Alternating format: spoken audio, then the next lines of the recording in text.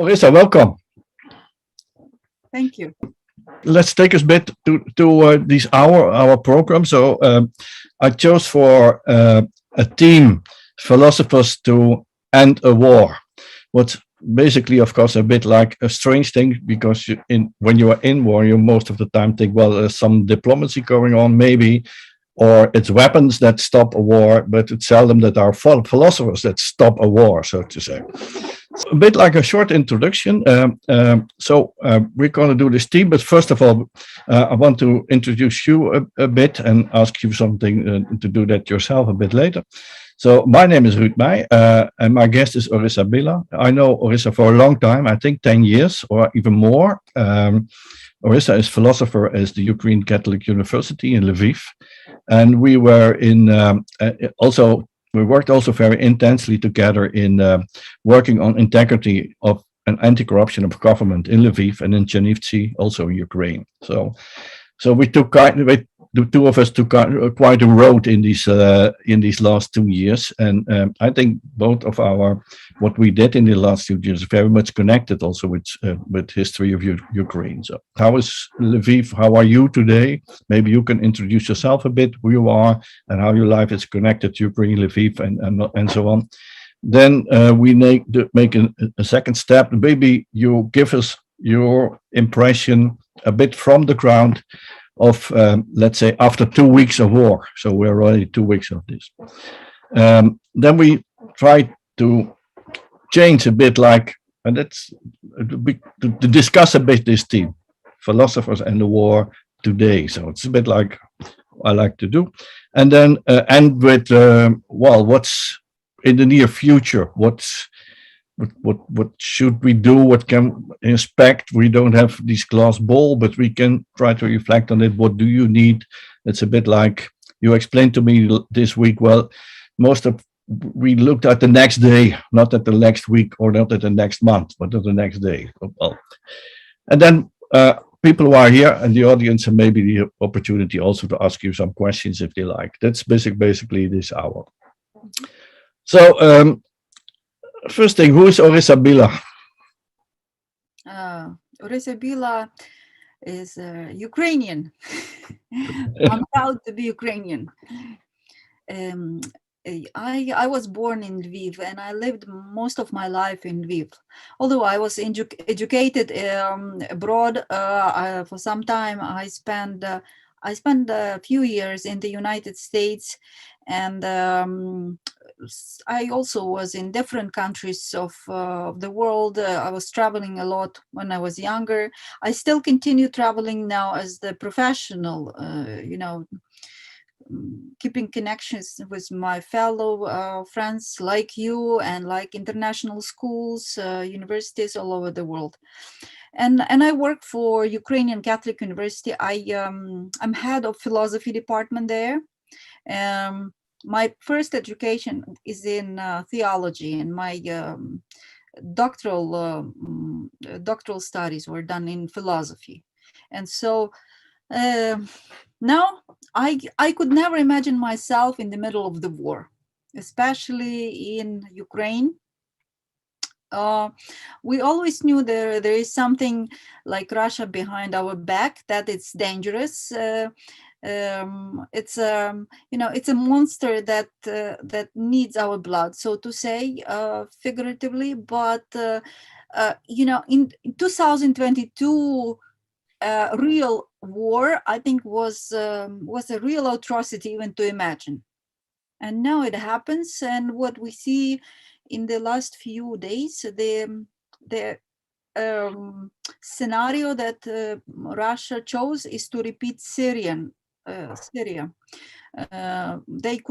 They were expecting to start with the short operation, as they said, but it figures out they cannot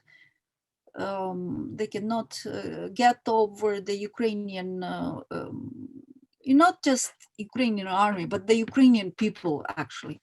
And so they now are doing what they already know. I heard this phrase that every general has the war that he already went through. So every general is fighting the war that he already participated in. So these Russian generals, they don't have their experience of the recent war is the Syrian war. What we now see, like this exactly last 24 hours, they are developing narrative about chemical labs in Ukraine and even in Lviv, that we based on American money, we developed coronavirus here, and we did some experiments and other things. So they came here to free us from this evil. Yeah. That is really threatening. That looks like a real possibility of a serious, chemical attack. Yeah. Yeah. So the war they already fought was in Syria, especially this bombing and so on. May I take you back again to who is Orysya Bila? So it's always a bit of struggle when I talk to Bogdan and Yaroslav. We're talking at the war and then talking about you, and I'm talking about something, but well, maybe a bit like not in the war, but on the war. But let me so. If I remember you well, your whole family history was also very much entangled with war. And so your parents or your grandparents came actually from Poland after the Second War. And so they were removed by in 1947. They were removed from the area of Peremyshl, which was also, there were no really like borders. You had a line of Polish people and then a line of Ukrainian villages and again Polish people. So this was more like spots in the map, and by the decision of by the common decision, right, of the Soviets and Polish government.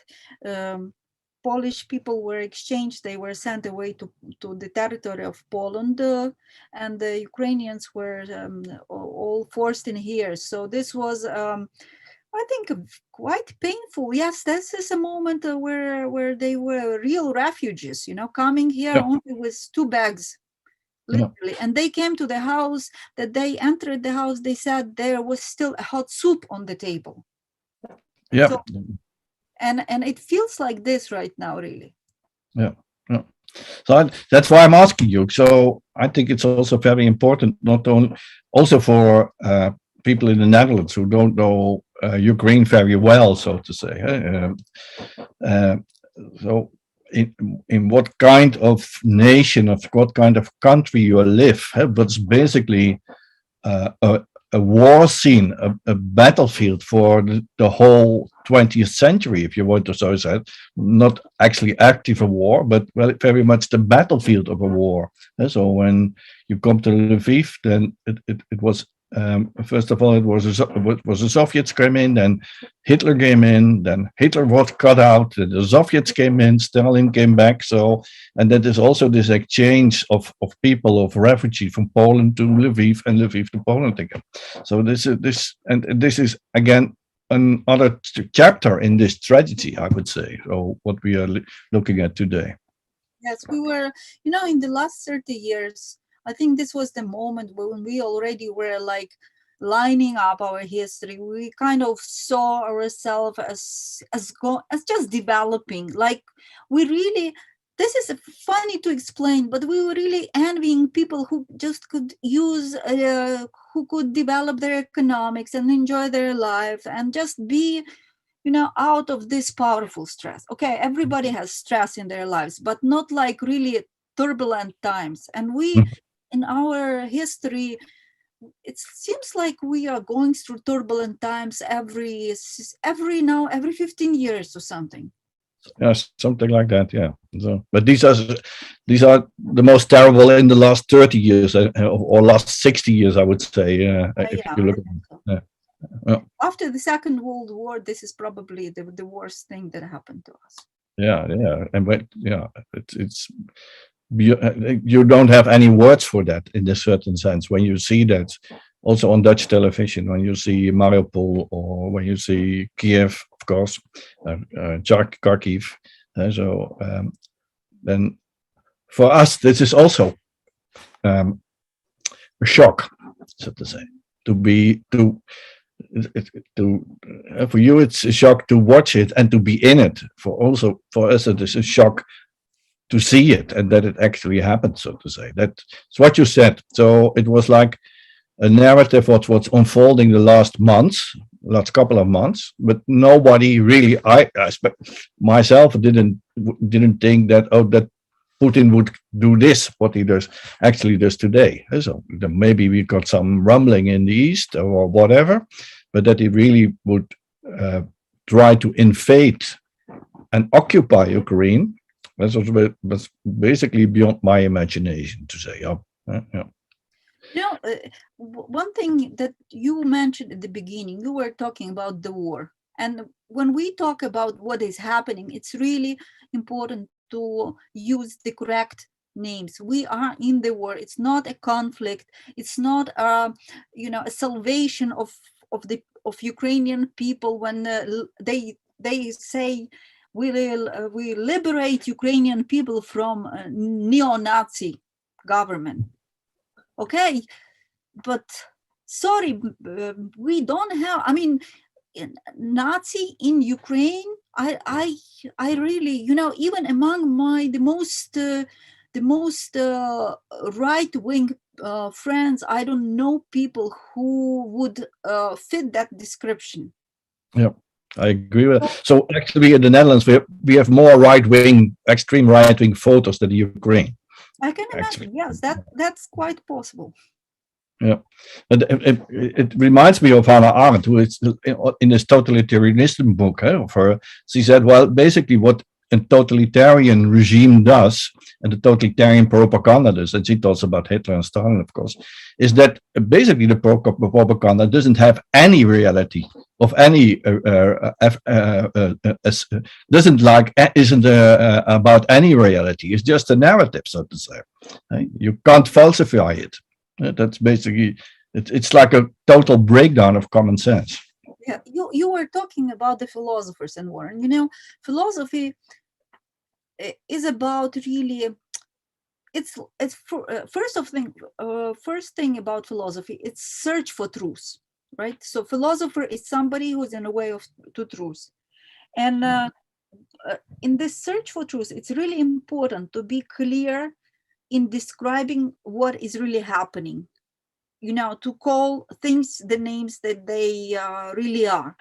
And what we see on the other part of this situation is actually a regime, because it's not even a country, it's a regime that works. It sees itself, Putin himself sees as someone who continues he wants to sustain the glory of the former Soviet Union and the former Russia. And for him, this former imperial Russia is more like he never lived there, but he lived in the Soviet Union. And the Soviet Union, for him, on one hand, it's a myth, because it's this big, it's a big story that he believes in, really strongly believes in. On the second, this great myth is impossible to exist without the delusion. One thing that KGB was good in is informing they formed delusional society. And I think in this war, what we see here is really a war also of media, because the people that support Putin's strategy here, they really support the image that is given to them. It's we even have, I already heard this new term for describing, it's a Putin-canthropos.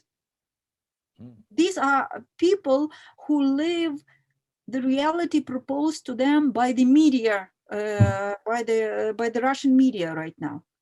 And I think it's really poisoning. It's really important to remember that how much danger. Today's wars are not just wars of weapons. and battles, but these are also wars of words and notions. Yeah. And I think they understand it quite well.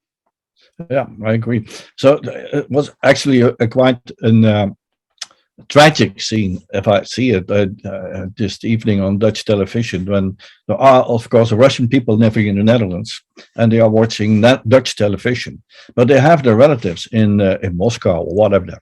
And now there is no any oppositional media anymore in Russia. So there was one woman, her mother only saw Russia television.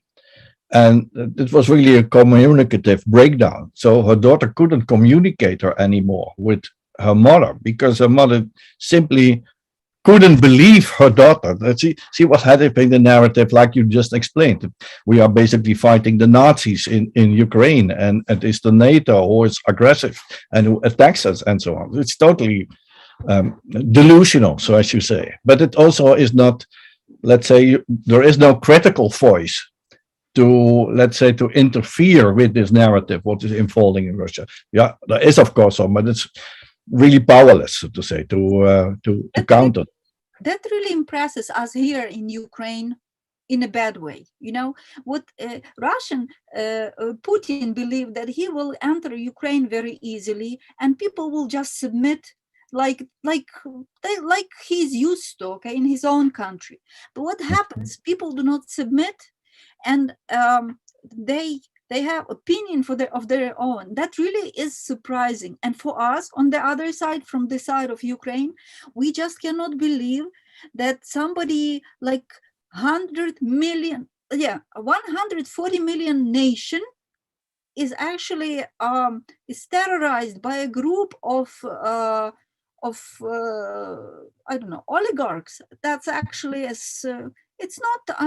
Let's be honest. These are really just oligarchs.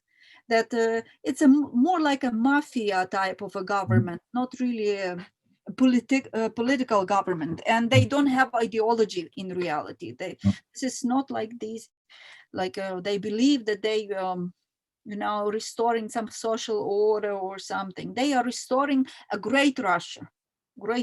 That's whatever it means. And for us here in Ukraine, what we always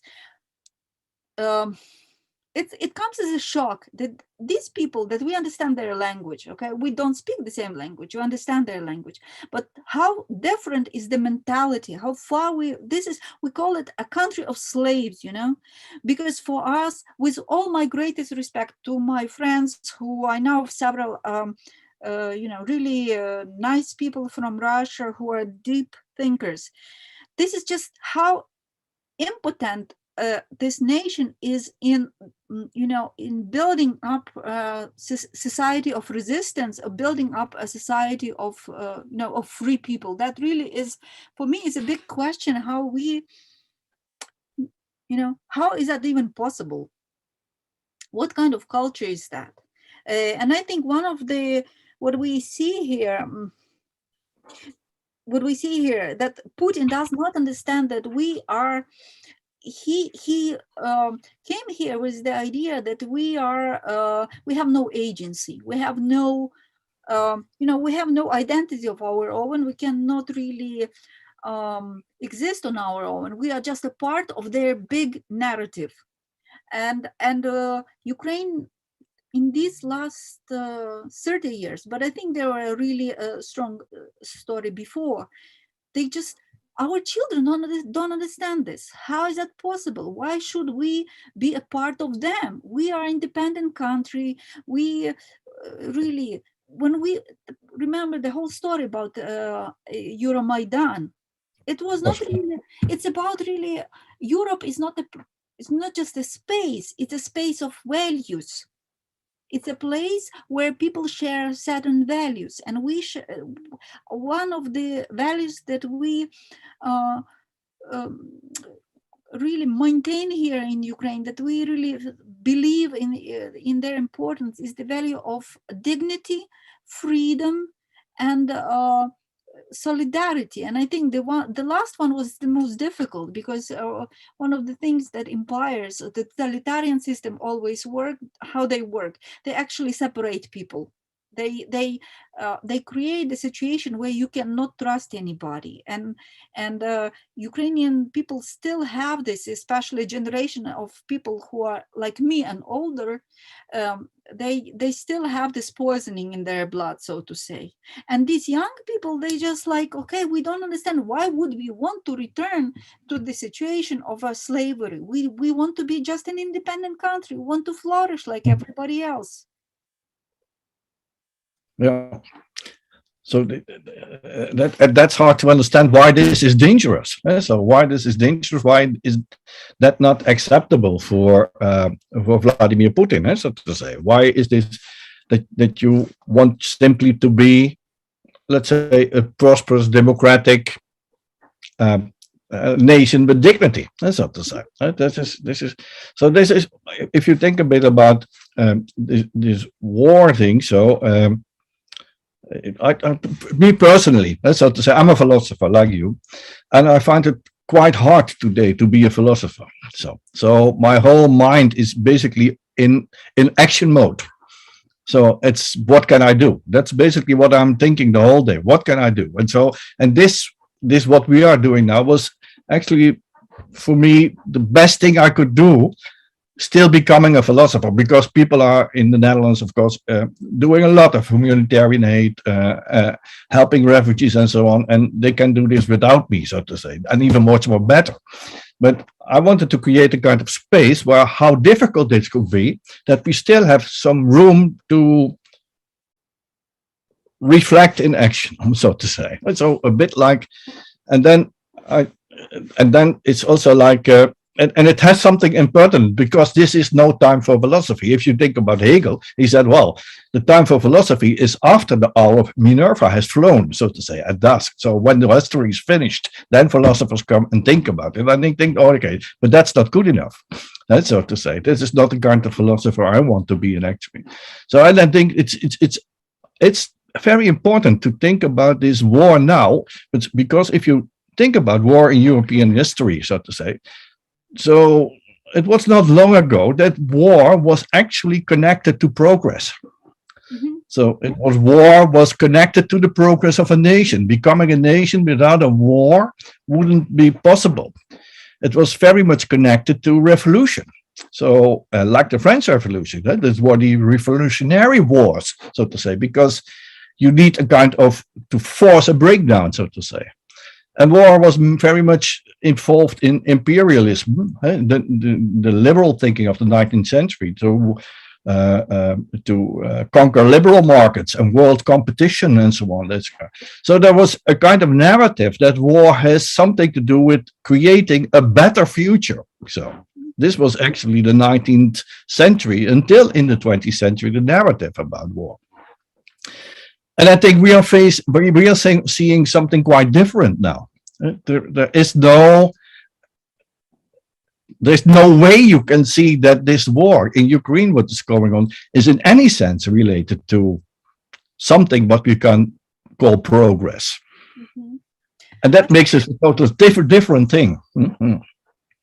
I think this is the main difference between today's Russia and today's Ukraine. Russia lives in this paradigm of the 19th century. They really lay back on their past, and they behave as if the world is still there. And that's really strange, because Russian people get educated in the West. I mean, many of them travel. Many have houses in France, in Netherlands, in Italy. They are really people of the world. And how come they still maintain this idea of themselves, of their identity? That's probably a crisis, or a crisis of identity, I would say. If you cannot create your future without this strong, leaning on a clutch of the past, really building your identity in a this imperial past, you cannot really envision and create your future. That means a strong, big trouble with your policies and your politics. Mm-hmm. And that's what we are watching today. Yeah. Don't you think this idea of Putin, this I would say, regressive idea. So to recreate a kind of imperial tsaristic Russia is a bit like the one of the half of the story, so to say. It's like if you listen to this, if you hear this, and you think, okay, but that can't be true. That can't be true. Doing something like this is something simply, well, who do you want to convince, so to say? So what it's maybe it's a quite of, and I think you're right in that it's quite of a narrative. So this recreating this imperial, this tsaristic Russia, so to say, with the from Odessa to Petersburg. So, and but on the other hand, there has been some history going on in the in Russia, of course, in the Soviet Union, and this is the totalitarian history. So we have this this refascism, this regressive war of recreating former Russia, so to say, but in a totalitarian way, so to say. So, and that makes it much more dangerous than any war that we have maybe experienced until now. You know, maybe it's even a wrong word to call this a war. Well, Neil Ferguson has this metaphor. He calls countries towers and countries squares. And country towers are the ones that are built through vertical. They are really, they go high, but they are really easy to be shaken because this is not a really strong construction. Mm-hmm. And the country squares are this is like a citizen to citizen network. It's not going high, but it's really strong. As I think we have here a country tower, which is Russia, and the country Maidan. Yeah. Because square Maidan is in Ukrainian is actually a square. Yeah. And the country Maidan, where the civil solidarity and this strong network is actually it's in so far away from the paradigm of Putin's idea of society that he really even cannot grasp why is he consistently failing it. Yeah. It's just like two worlds that never, they never cross. Yeah. That's my idea. Also, my idea that if you look at the at this framework, what's really surprised me is or not, it didn't surprise me, but it's revealing how Putin didn't understand what the Ukrainian nation actually is. He didn't understand that. He still doesn't understand that. Maybe he's not stupid. He's not mad. No, he's an intelligent man. But he simply didn't understand what it means to be a nation of citizens is Ukraine. Russia has subjects, not citizens.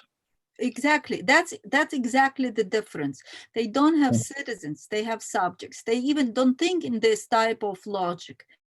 Why Putin did not understand? He's been to power too long, and being so high in power, he surrounded himself he has his own delusion. He surrounded himself by people who give him information that is nice to hear. I mean, it's also dangerous to tell a tyrant of the type something that he doesn't like to hear. So you give him just a pleasant information, and he lives in his, it's his own this delusional world. And you see how delusional is that just by what he says when he's on a public, when he talks about what they are doing. And how how he describes the role of Ukraine. It's like what I see him. We had this. It's like it's like a tsar, but not a tsar. It's a one of the rulers of the early 10th century. Is Volodymyr the Great, who was the founder of Kiev and Rus. And I think what mythology Putin really is believing in, he himself sees as Volodymyr, again because he's Vladimir and the other one was Vladimir, but he is like Vladimir, they call it the bright sun. So as a reuniting all lands that belong to this former Kievan Rus. And he needs Ukraine because in this image of this Rus, Ukraine plays a central role. Kiev plays a central role because Kiev is it's Kiev and Rus after all, you know. Kiev is the center of this, where it comes from. That's first. Second, the whole mythology even of the Second World War, how they fought Nazis and how they conquered, you know, in our handbooks, in our school books, we didn't know other people participated in Second World War. That was a story of the Russians fighting Germans. Imagine that. We never, I learned that there are other people in that war already when I was adult. After I finished school, went to the West, and they told me this, and I was like really surprised. I had no idea. That was a prevalent story. And I think what now they are developing in this story, they're kind of like eternal fighters of they're like the entire world is against them, and Putin has this almost you know, messianic type of role in this. He is saving the world, and he is the carrier, you know, of this ancient idea. The world is corrupt for him. Okay, so this is the main message. The world is corrupt. West is corrupt. America is one of the worst places in the world, in spite that they keep their bank accounts there. That doesn't really affect it. But like they are the ones that will be, you know, they're keeping the light of the world, so to say. And in spite of all law, I mean, all of the how you call this? All of the failures that they already experience, in spite that their economic gets down, in spite that they lose like almost already 12,000 soldiers died here. They keep doing this. It's actually, you know, in Afghanistan, for 9 years, they lost 15,000 people. Just in 11 days, they lost 12,000 people. I mean, how disrespectful one has to be to their own nation to be like that. No. And what's actually, I think, dangerous or actually very challenging is, so just imagine that Putin isn't mad. So he's doing this by design, and he's doing this using his intelligence and so on. So that means he really believes his own story. So like Stalin believed his own story, and like Hitler believed his own story. Also, this idea that Russia is good, or Germany is good, or what Soviet Union is good, and the rest of the world is basically corrupt and degenerated, so to say. It's actually the language Putin used. Then that was the first time I really got scared. So that was 3 weeks ago. The language that he called Ukraine a second-rate nation, and Ukrainians second-rate people, and Nazism. So this is like this dehumanizing, so to say, what you're actually doing. But when you dehumanize the others, so Ukrainians, but also Lithuanians or Americans, or for my say Dutch or something, that's also a kind of, that you don't have any scruples by bombing them. So because you are bombing something what's not really human. So, and that makes it really this I try to understand it, this war. I like to put it between brackets. From the Ukrainian perspective, it is war, but for Putin's perspective, it's not war. It's like Hitler said, it's not war. Yeah, he used the war, but it's quite something different what we really understood by war. Let's say in 19th, 20th century till the First World War. So it is a totalitarian, regressive. Someone called him an usurpator, you know. So So but this makes it also very, very dangerous what's actually going on now. So because, well, Russia is a nuclear power, so to say something like that. So and then, so we have this wrong word, beautiful book, very important book. It's about the First World War, and it's called Sleepwalkers, sleepwalking in the First World War. Mhm. But this is not like sleepwalking in maybe a sort of nuclear or whatever war. This is right the nightmare what you have in coming in that, so to say. And that makes me very very anxious about this, Baitar. I want to say something here really important, and I want all people that listen to us or will listen to this discussion, something really important I have to say to you. This is not just a war of Ukraine to Russia. It's a war of the entire world to Russia. Because what is happening right now is actually, it's a threat to the entire world. And please take me seriously. Because I take you. I do. what we see here, if Putin, let me show you two stories. If Putin wins, he will be absolutely sure that he is doing right thing. And the next will be maybe Baltic countries or Poland. I think Baltic countries are very much likely, because I already heard some threats toward them saying that you guys talk too much, you are spreading some misinformation about Russia and stuff like that. So he will try to return back his Soviet Union. But then Putin is a kind of man that, you have, it's like it's this kind of, maybe it's this resentment or something, that you have to get as much as you can. And if nobody stops, and that's how he sees now the Western world, he sees it as a weak and not being able to actively respond. um, if nobody really resisted, then you will have Putin next time, next time next to you, so to say. Now, if Putin loses, and this goes unpunished, this sense of resentment will breed there. So we really need, as a philosopher, now what is the role of philosophers in this, of all of this? After the Second World War, we had a very strong sense that things like that will never repeat. Hannah Arendt was talking about this a lot. She was one of the key thinkers, I guess, who was talking about this personal responsibility and importance of critical thinking, and importance to think for yourself, so you don't become a part of this system, right? But now what we see, that with all of this huge heritage and all these great thinkers, the situation can repeat itself.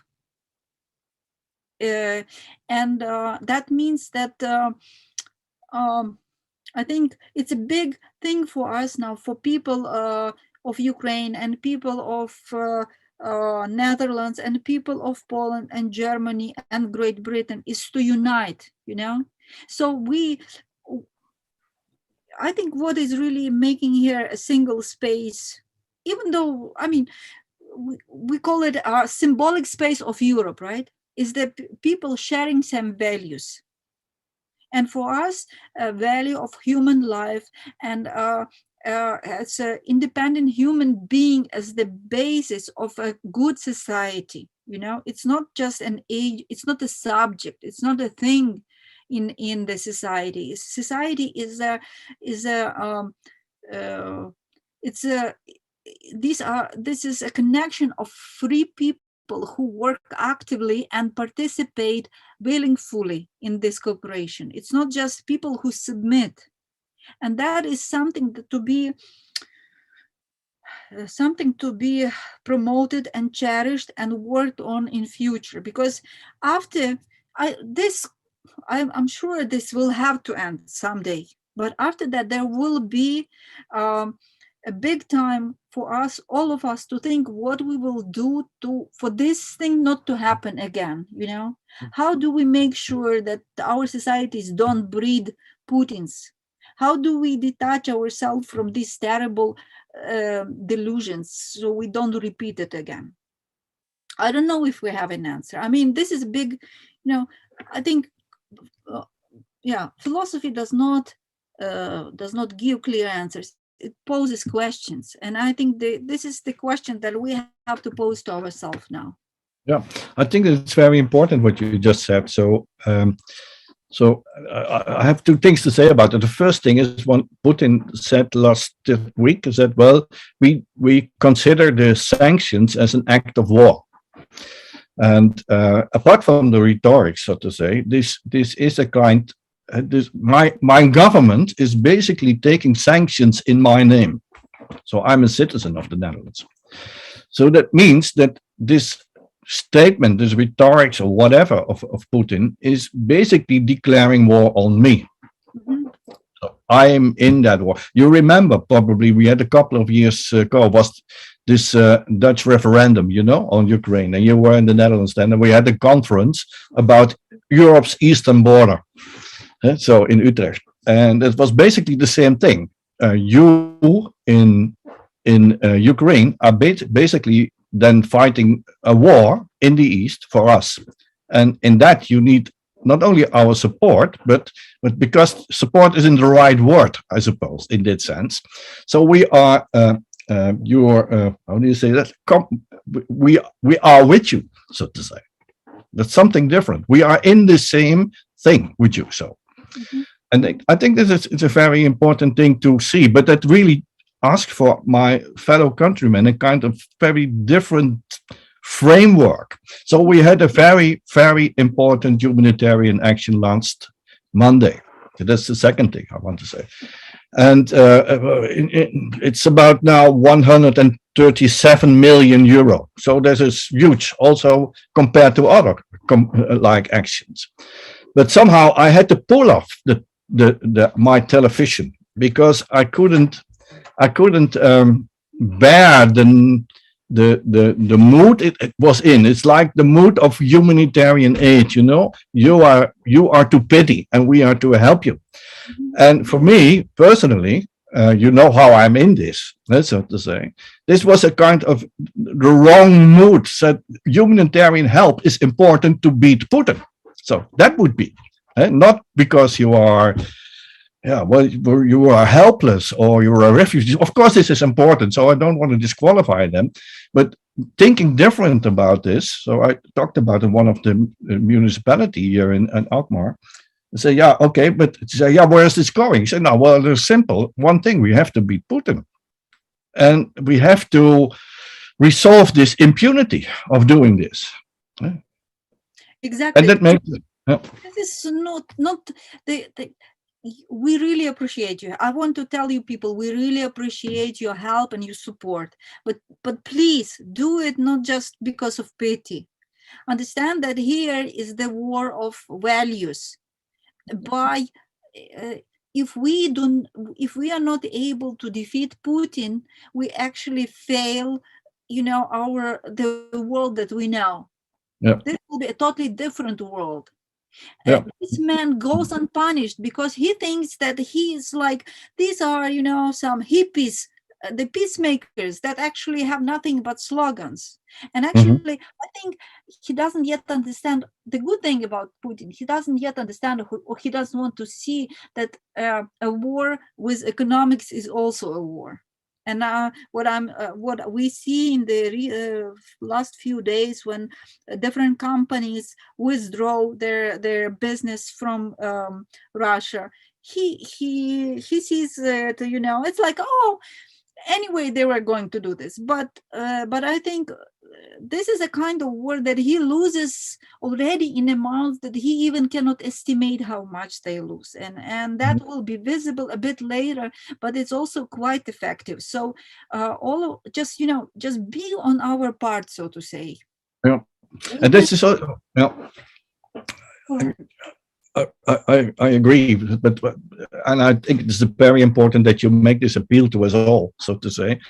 And you put up a very important question to it. So it's of course all these questions are a bit premature, so to say, but you're also thinking a bit of the perpetual peace to talk with Immanuel Kant. Hey, what's after the war? What kind of world do we want to build? And if you look at a bit like this, so the world will never be like something like a heaven or so, so like that.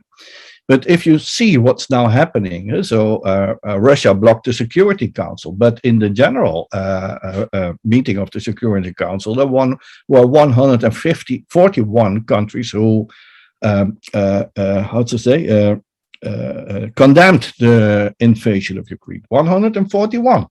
So that is not a bad result. And everything what we considered as civilized in our world, so to say, I don't want to say that Shell is civilized, so to say, but what is part of our world, how we are understand living in this world, is basically retiring from Ukraine, for Russia, sorry. And that makes Russia, it's a bit strange to use the word when we just talked about Hannah Arendt, it makes it a pariah, so to say. It makes it a pariah of the world, so to say. And well, I think and I read something about Philip Sands, who is very much, probably Philip Sands is very much connected, of course, to Lviv, as a Lviv. But what was the first time when I ever saw it on Dutch television that I was in our journal, we were referring to Lemkin and Lauerpacht as basically the two jurists who coined the word crimes against humanity and genocide, so to say. So, and Sands, Philip Sands, he said, well, we had to add something to it. It's crimes of aggression. So that's like invading a country that is not challenging you in any way, so to say. And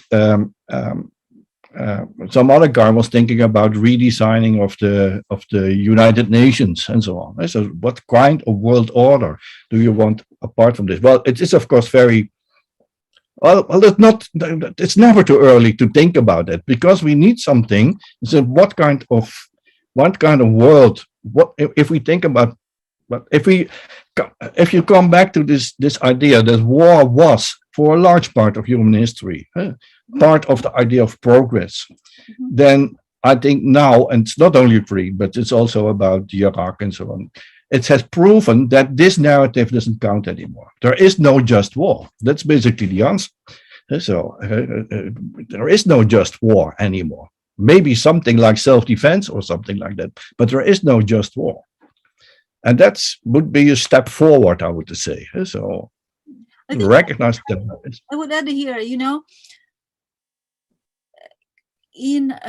I often hear, especially from Russians, that we don't want to be in politics. We try to stay away from politics. But here's the truth: nobody can stay away from politics. Because politics is not just about the politicians, it's about relation to each other.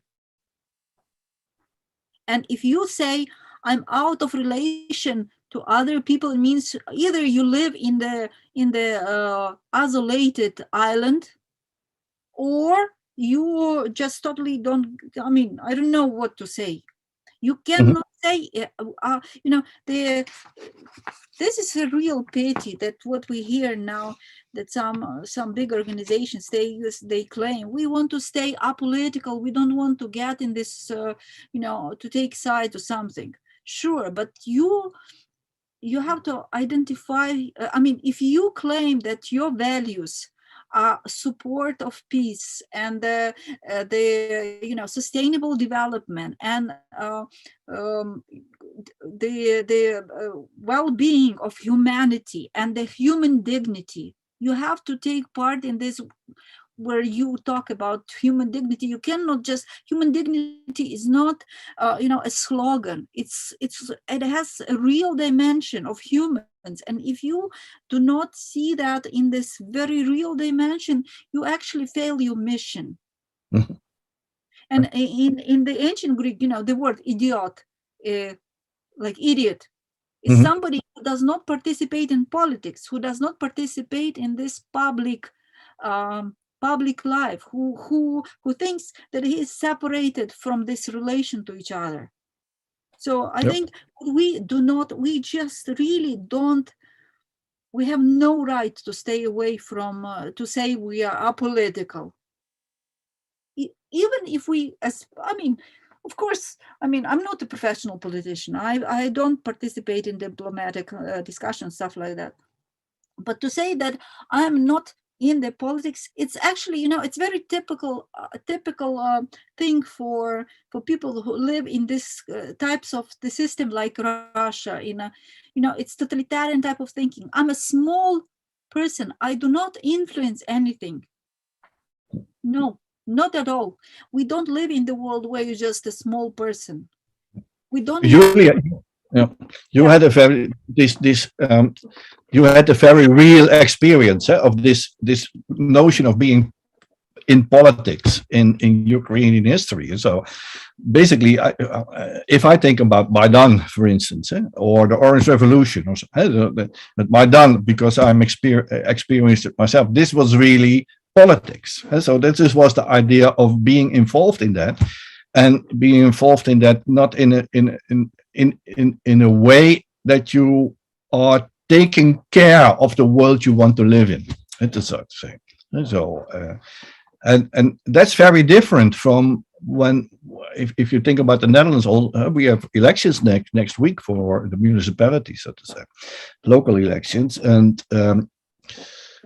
we have this image of politics that when you are in politics, when you're a member of a political party, and political parties organize 2% of the Dutch citizenship. So 98% is not involved in politics, so to say. In that sense, which you mean, but you're saying.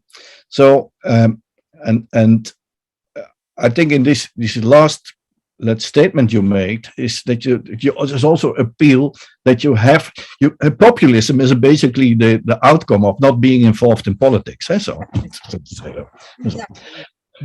okay, I want to invite our guests who are in our audience. Is that okay for you? So I put thank you for that everybody can join if they liked, if they have some questions for you or remarks. Stop focus mode. You have to be so precise, otherwise you stop the whole broadcast. That's not what I wanted to do. So, and everybody can now put on his camera and maybe join the conversation if you like. This is Christina. Hi, Christina. Han, welcome. Rob. Bogdan.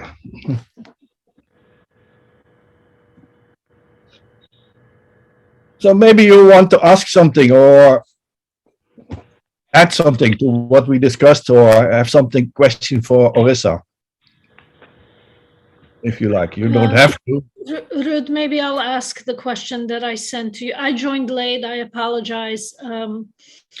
So I don't know if maybe you discussed it. I came in just when you were talking about the rhetoric, when Ruud was saying how he was concerned about initially about Putin's rhetoric about Ukrainians not being, Ukraine not being a country, Ukrainians not being people. And the question or comment that I wrote to him privately, because that I wasn't able to send it to everybody, was, the question is, and maybe that's what they call the $10,000 question, everything he says is the opposite of the reality, right? That's what we hear. Everything that comes from him and from Lavrov and from the government is the opposite of what everybody sees. Mm-hmm. That's the pattern. And so the question is, or at least that's how he expresses it. So the question is, does he really believe this? Or is this like just cynical, manipulative rhetoric to achieve his aims of presumably control over his own population? and a very sad attempt at some kind of influence, because obviously it's completely transparent to the rest of the world. Okay, what's your idea, Orysya? Would you respond to that? I think I already partly was talking about this. He's also surrounded by people who provide him with a certain type of reality. I think there are things that belong to this, for example, to his role in history. He believes that he has a special role in history. He believes that he is a great ruler, Vladimir, how he calls it, Vladimir Krasное, Ясное солнышко. It's a bright sun, right? He believes that his historical mission is to reunite. That, for example, I think he strongly believes that Ukraine does not have its own identity.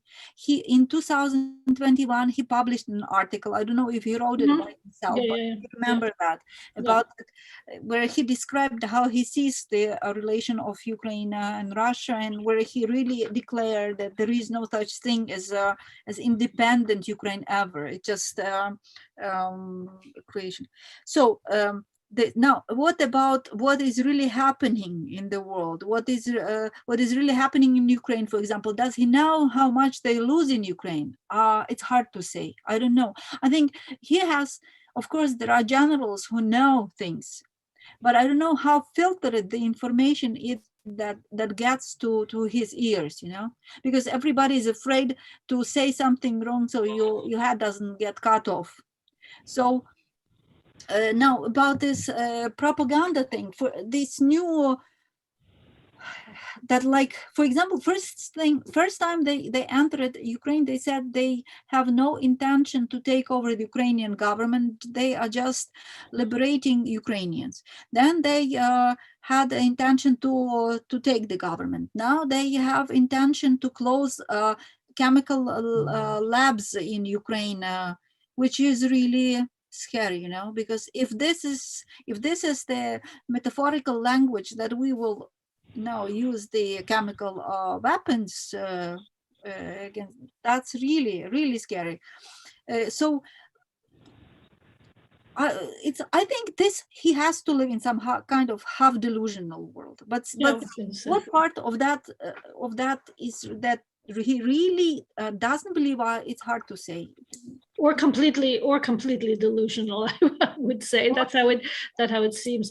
But if I may just ask, since just to ask you a question based on a part of your answer, this whole notion of Ukrainians not being their own people and Russians and Ukrainians being one people.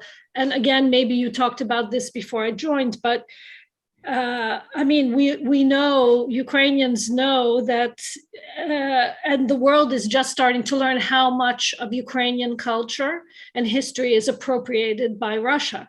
So he himself comes out of a tradition where he believes that, all the things that the great writers, art, were fed to him as Russian when they were Ukrainians.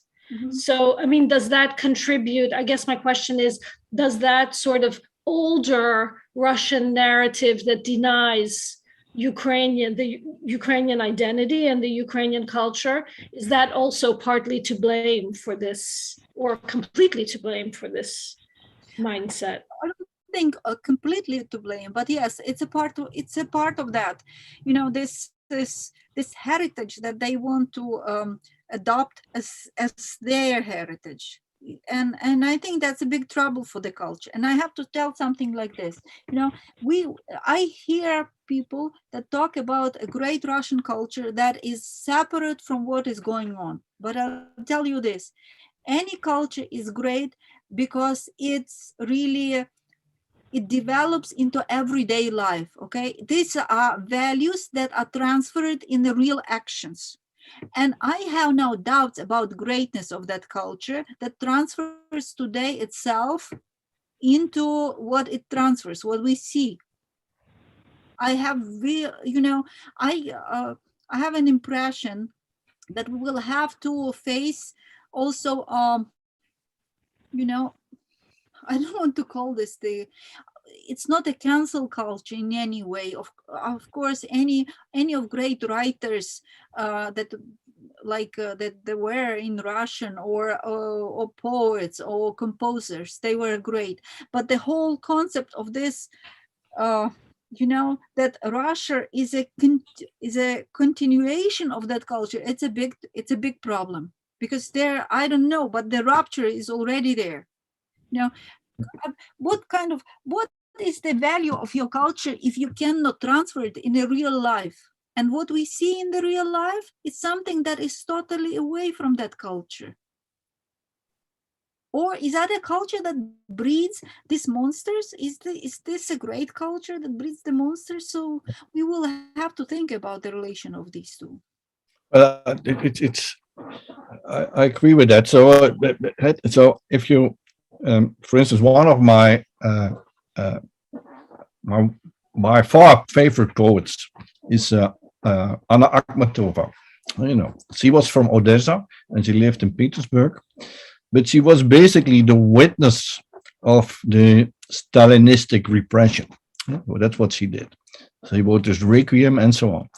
So there is a part of this cultural history in Russia, and not a small part, who is basically related to a total different Russia and a total different Ukraine, but especially Russia.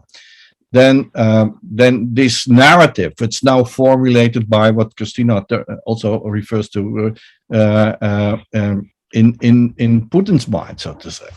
So these are basically, my thing was, these are our allies in this. I think with Anna Akhmatova challenges us to be witnesses of what actually now happens in the world, in Lviv, in Kharkiv, in Mariupol, and tell about this. That's what she said. I don't know if you know the first part of the Requiem poem. It's very, very, very tough. It really touches your heart. That she, as a poet, said, I said to this lady behind me with the blue lips, standing by Stalin's prisoners, and she asked me, this lady behind me, Anna Akhmatova, can you tell this? And she said, yes, I can. And this is a claim of being, this is the statement of being willing to be a witness of what's actually happening. Maybe this is something, and also what you refer about earlier, Orysya, that thinking about philosophy and this war, that the first thing of philosophy is to tell the truth, and to make is the commitment to truth, so to say. Mm-hmm. And in these days, it's also a commitment to witness and to tell what's going on. So, Orysya, thank you very much for being here today. You can watch it in the YouTube channel if you want to watch it back. I'm going to edit a bit, so to say, of course. Next week, we have Volodymyr Baglov, also from Lviv. Yeah, he is from the Education Center for Human Rights in Lviv, and he will be here then. So I'm looking much forward to it. So thank you all for being here, and we see each other somewhere, someplace, some screen. So.